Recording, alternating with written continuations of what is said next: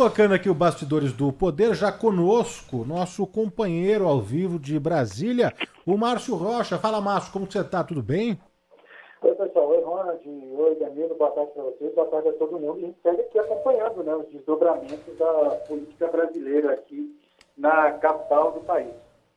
É isso aí, Márcio. A gente já começa, então, falando, né, sobre o pedido da nova CPI, né, um pedido feito pelo senador Randolph Rodrigues, que protocolou ontem, né, terça-feira, esse requerimento para a instalação de uma nova CPI, que é a Comissão Parlamentar de Inquérito para investigar ações e omissões no enfrentamento à pandemia do novo coronavírus. Parece que essa agora está voltada aí para a apuração da vacinação em crianças. É isso, Márcio?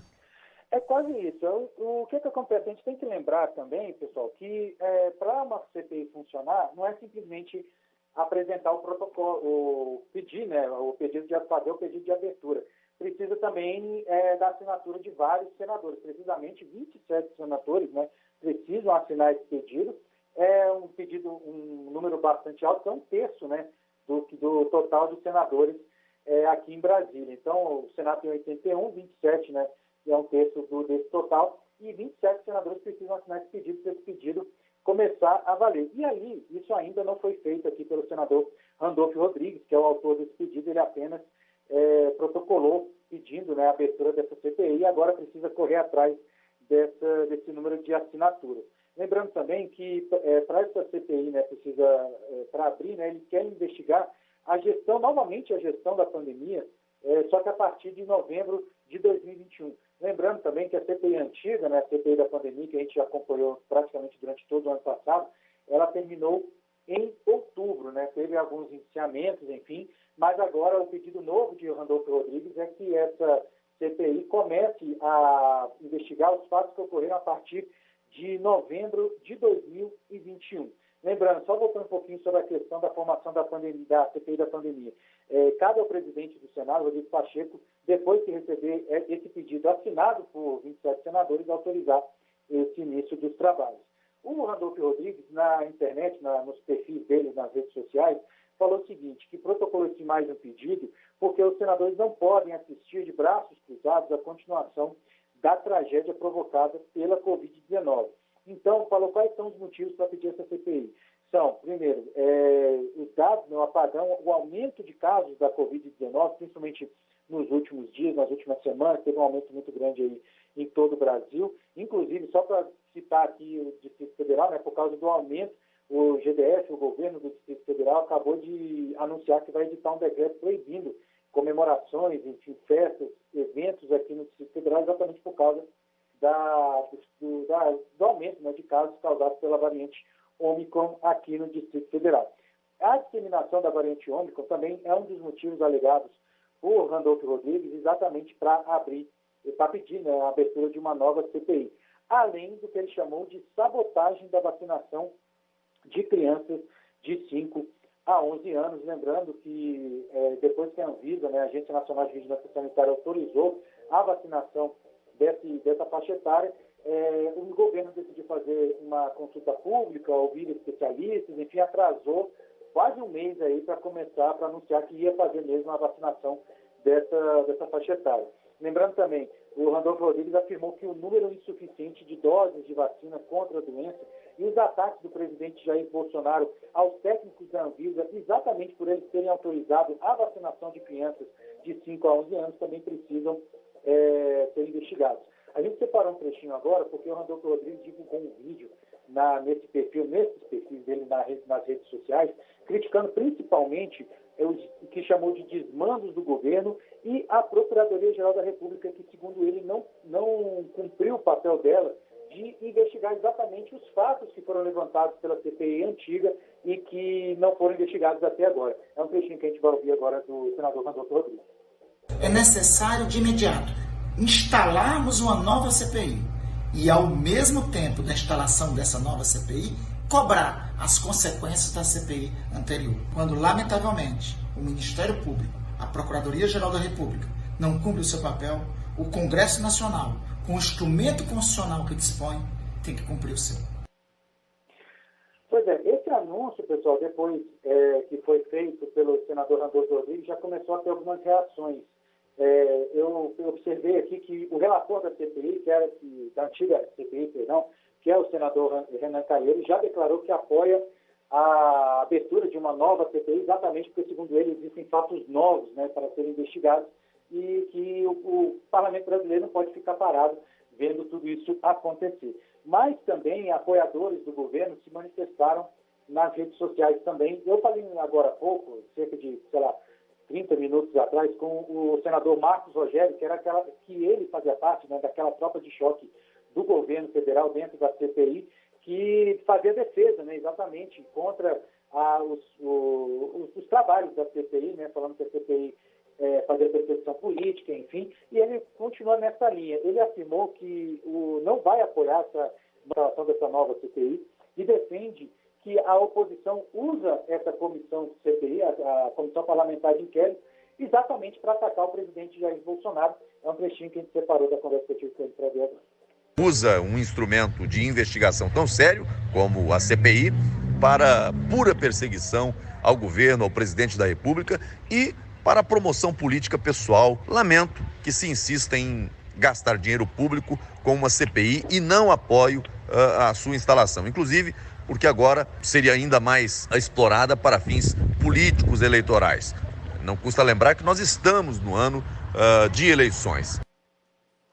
Pois é, então a gente tem ainda, né, como a nova CPI não foi instalada, não começou o trabalho, deve só realmente voltar a ter alguma movimentação lá no mês que vem, porque a gente está em recesso ainda, né, a gente está no recesso parlamentar que vai até o dia 1º de fevereiro. Então, a CPI da pandemia de 2021 durou quase 6 meses, foi encerrada no fim de outubro do ano passado e também realizou mais de 50 depoimentos. Nesse relatório final do senador Renan Calheiros, né, que foi o relator dessa comissão, ele pediu cerca de 80 indiciamentos, inclusive pediu indiciamento do presidente Jair Bolsonaro por 10 crimes. E outros membros do governo também, e outros apoiadores do governo também foram indiciados, entre eles o ex-ministro da Saúde, Eduardo Pazuello. Lembrando também que tem um detalhe que a gente não pode esquecer, né, que no ano passado, mesmo com o número necessário de assinaturas, né, para iniciar os trabalhos da CPI da pandemia do ano passado, a comissão só foi aberta depois de uma decisão do ministro do Supremo Tribunal Federal, Luiz Roberto Barroso, determinando exatamente a abertura e o início dos trabalhos da CPI. Então a gente ainda tem muito que esperar, né, para ver como é que vai ser, principalmente o recolhimento dessas assinaturas que o Randolfo Rodrigues precisa para fazer essa CPI funcionar. Tem muito tempo ainda, lembrando mais uma vez que o Congresso está vazio nesse momento, está de recesso, então a gente tem que esperar como é que vai ser a movimentação durante todo esse mês de janeiro para saber que em fevereiro a CPI vai realmente funcionar. Márcio continua com a gente. Lá perto do Márcio, em Brasília, na capital federal, o presidente Jair Bolsonaro lança, neste momento, uma linha de crédito. Vamos ouvi-lo. Em vez de 10 a 15 toneladas, produz de 100 a 150 toneladas de tilápia por ano. Como é que se pode falar em passar fome nesse país? Não se justifica. Agora, como sempre falei, né, para dar um exemplo claro, quando se critica o nosso governo, eu faço uma comparação dos respectivos ministros. O Temer botou o Silvio Luna na defesa, coisa única, desde a criação da defesa.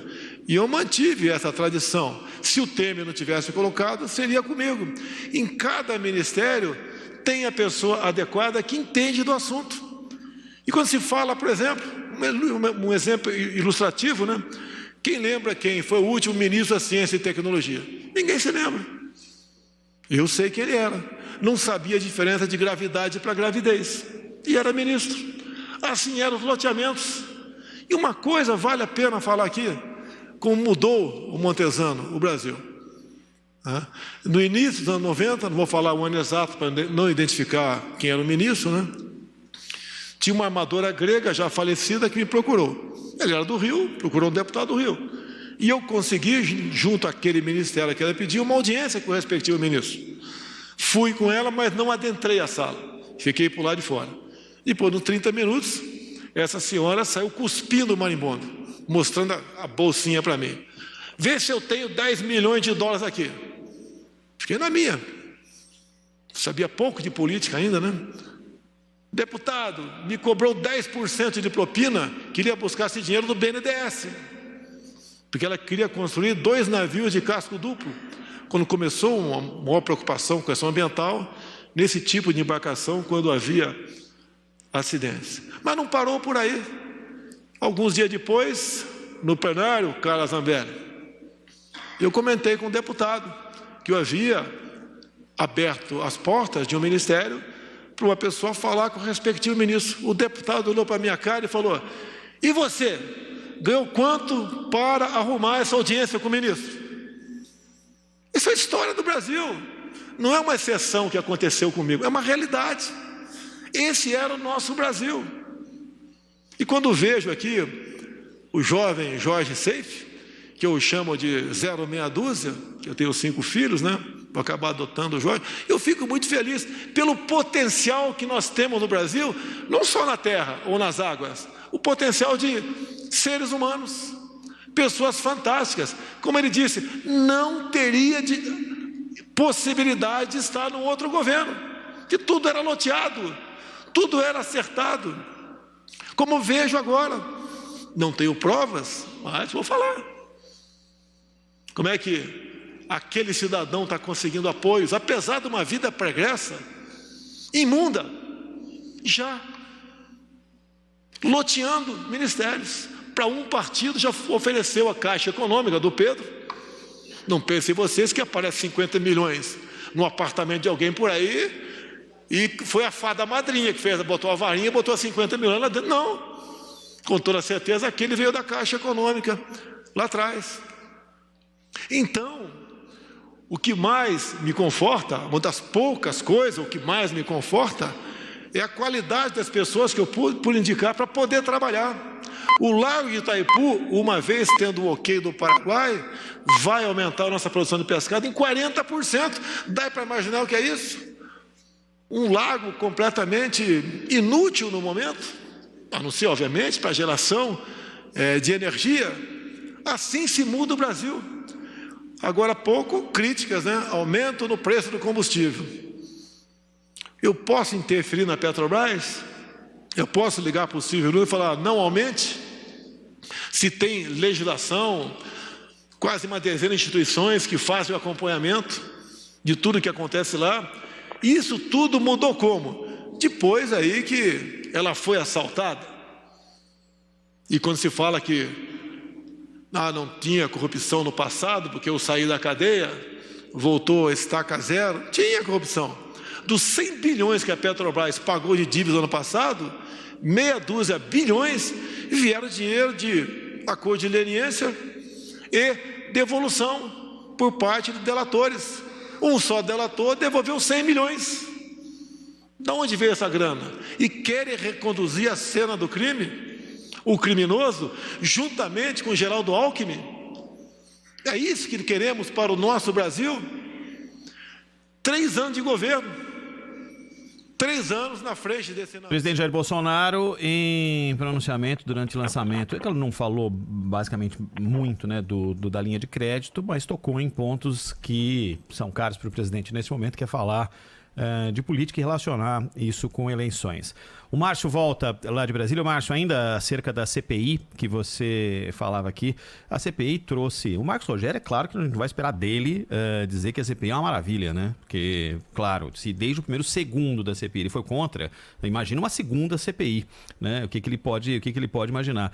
Agora, várias contribuições da CPI, como... Por exemplo, a investigação do caso do oxigênio no norte do Brasil, a questão das vacinas, da compra de vacinas, né? Várias situações em que houve uma clara falta de dedicação do Ministério da Saúde para resolver problemas ligados à aquisição, ou pelo menos a antecipação da aquisição de vacinas com determinados laboratórios. Mas agora, tem clima, ô Márcio, pelo que você sente aí, mesmo na situação, mesmo do Renan Calheiros, é claro que ele vai apoiar, como você destacou, mas aparenta ter clima para uma nova instalação de CPI e uma renovação de um mesmo tema? Pois é, pessoal, eu acho o seguinte, aqui em Brasília está tudo muito parado ainda, a cidade está muito quieta, né, por causa do recesso a gente não vê movimentação nos lugares que os deputados, os senadores geralmente comparecem. Inclusive, por exemplo, o Supremo Tribunal Federal também está de recesso. Então, aqui em Brasília está um clima muito ameno na questão política, porque basicamente todo mundo está fora, né, de Brasília, só os que moram aqui, que estão aqui. A gente tem a situação política aqui por causa do Palácio do Planalto, né, como você sabe, aqui acabou de mostrar, né, o presidente Jair Bolsonaro continua trabalhando.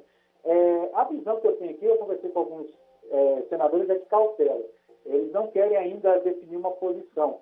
Aqueles que são, como é que eu vou dizer assim, abertamente contra ou a favor, já se manifestaram. Outro que se manifestou, por exemplo, utilizou as redes sociais, foi o senador Eduardo Girão, né? Ele escreveu que tem uma CPI, tem um assunto que o Senado precisa investigar também, que a CPI não tinha investigado, que é exatamente a corrupção dos bilhões enviados para o Estado, que é o consórcio Nordeste, que o diga, que as palavras próprias do deputado Eduardo Girão. Que esse foi um ponto que ele batia muito durante as sessões da CPI do ano passado. Então, por enquanto, está muito em banho-maria aqui em Brasília, a situação ainda está muito no começo, por isso que eu falo que a gente tem que esperar principalmente quando voltar os trabalhos do Congresso depois do recesso parlamentar.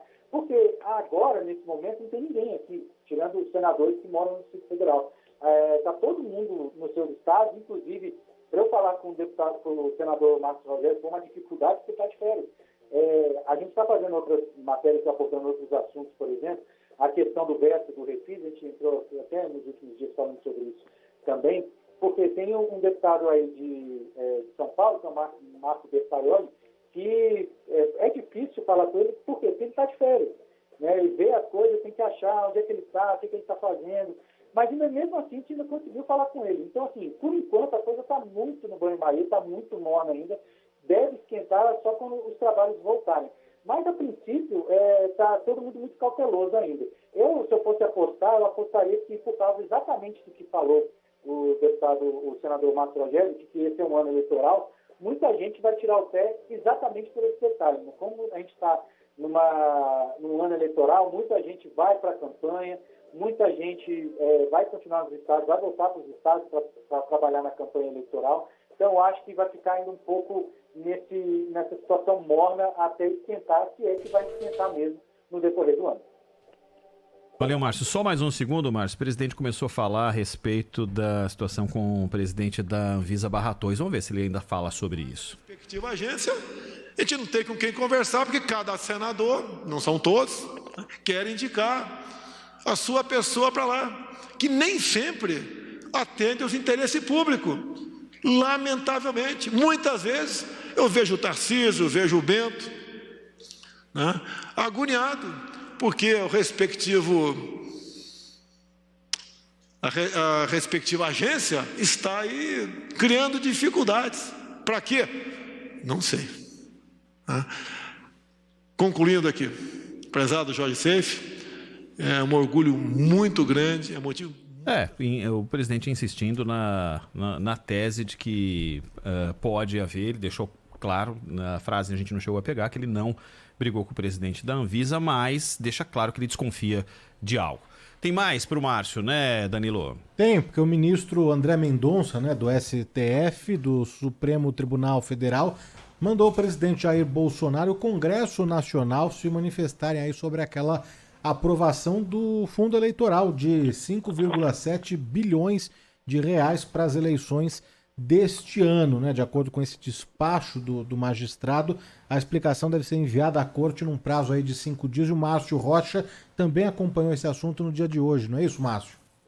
Exatamente. E esse, lembrando, é o primeiro despacho, né, do André Mendonça como novo ministro do Supremo Tribunal Federal. Então, só para relembrar, né, ele determinou que tanto a Câmara quanto o Senado e também a Presidência da República, né, apresentem informações exatamente sobre a criação do fundo eleitoral, que são os recursos, né, que serão usados para bancar as eleições deste ano, né, de 2022, e que foi um pedido, inclusive, que foi apresentado pelo Partido Novo.